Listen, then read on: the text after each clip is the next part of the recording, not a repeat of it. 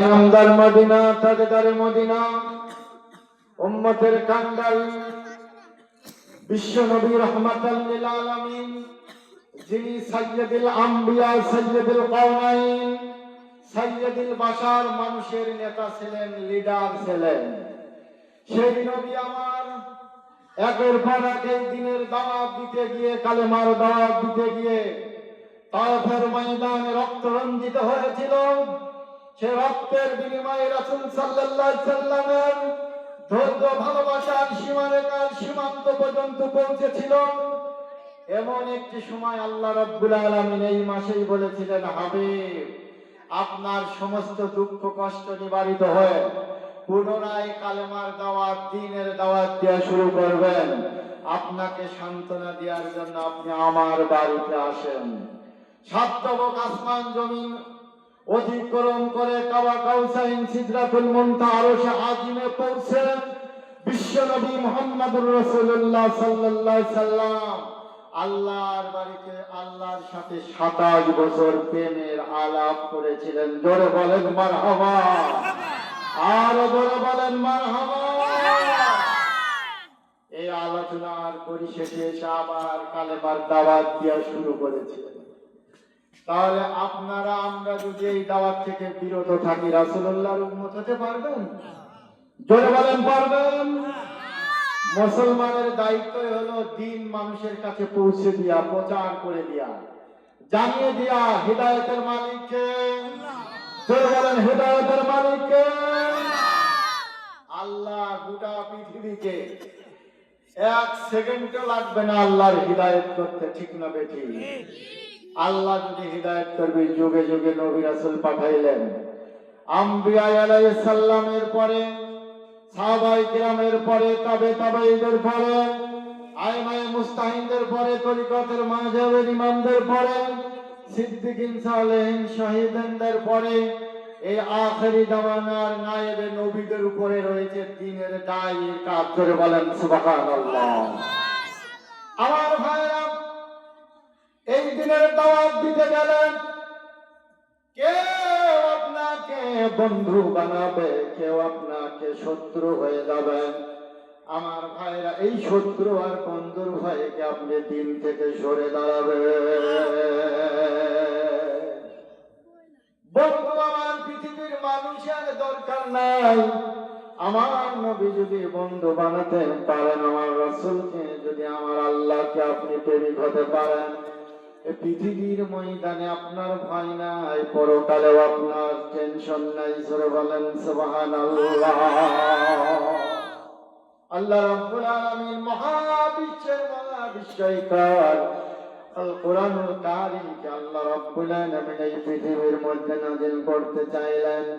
পাহাড়কে ডাক দিয়ে বলে, পাহাড়, আমি তোমার উপরে আমার কোরআন, আমার বক্তব্য, আমার ভাষাগুলো দিতে চাই।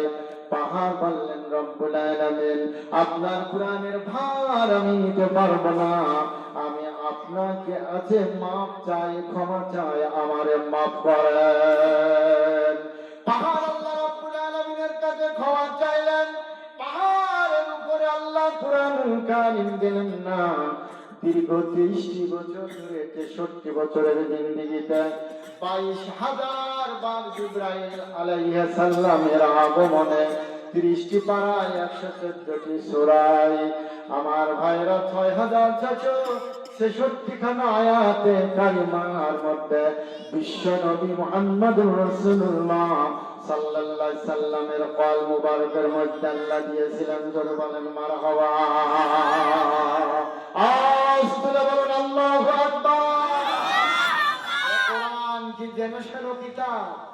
কথা বলেন, কোরআনের দাম আছে না নাই? আর জোরে বলেন আছে না নাই?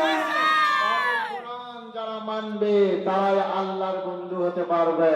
কোরআন যারা মানবে না, তারা আল্লাহর বন্ধু হতে পারবে? আল্লাহ রাব্বুল আলামিন কোরআনুল কারীমের মধ্যে 2টা শব্দ ব্যবহার করেছেন। একটা শব্দ হলো খৌফ। খৌফ মানে আল্লাহকে ভয় করা। কেমনে করে আল্লাহকে ভয় করা? কাফেররা আল্লাহর ভয় করে, বেঈমানের আল্লাহকে ভয় করে, মুনাফিকের আল্লাহকে ভয় করে, নামাজি বেনামাজি আল্লাহর ভয় করে।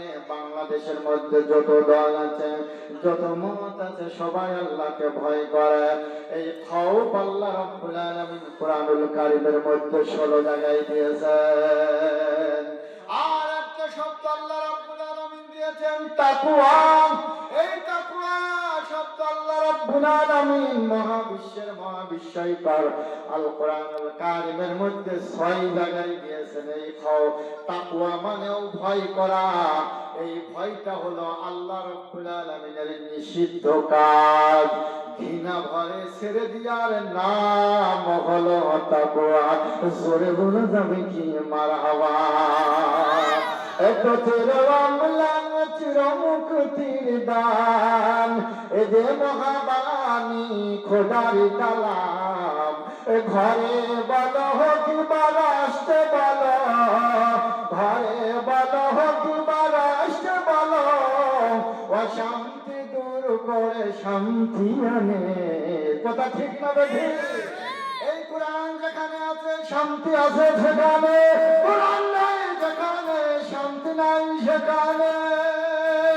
কথা ঠিক না বেঠিক?